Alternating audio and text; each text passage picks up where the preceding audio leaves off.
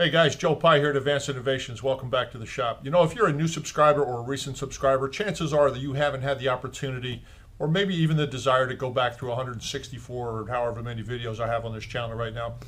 But there are truly some decent tips in some of the videos that are not the topic of the video. And for sake of this video, I'm going to call that a gem.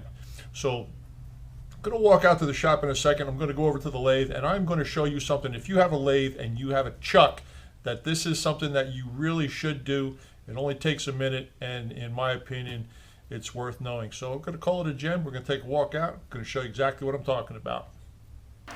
Okay, if you have a 3 or a 6 jaw chuck, or maybe even a 4 jaw with a common scroll chuck in your shop, the one thing that you want to be aware of at all times is how much can you open that chuck before the jaws start to fly out. You do not want to see that happen. It'll destroy the machine, it'll hurt the chuck, and possibly injure the operator.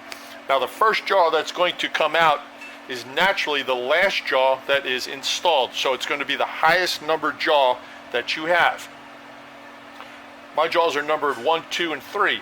They are in positions 1, 2, and 3. They do not have to be in positions 1, 2, and 3. So long as they are sequentially installed in that rotation, it can be installed in any slot on the chuck. So basically you could put the jaw number 1 in the 3 slot, so long as jaw number 2 goes in the 1 and jaw number 3 goes in the 2.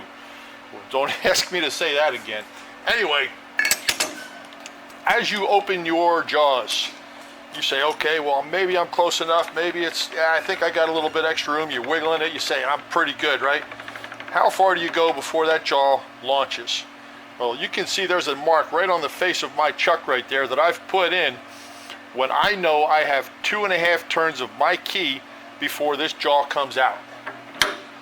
I'm going to re-engage it. I'll reposition the camera so you can see that. That's a great idea to do to the face of your chuck. Do it to the face of every one of your chucks, and the only way this is going to serve you well is if the number 3 jaw is back in the number 3 slot, or the number 6 in the number 6 slot.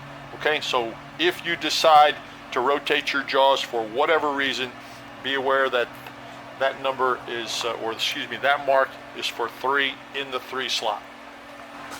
Making that mark on the face of your chuck is a tidbit that I put in one of my other videos, but I think that particular safety mark on the face of a chuck is worthy of its own couple of minutes worth of airtime. So if you don't have one of those on your chuck, put one of those on your chuck and be aware of it, okay? Simple modification, keep you safe, keep your machine intact.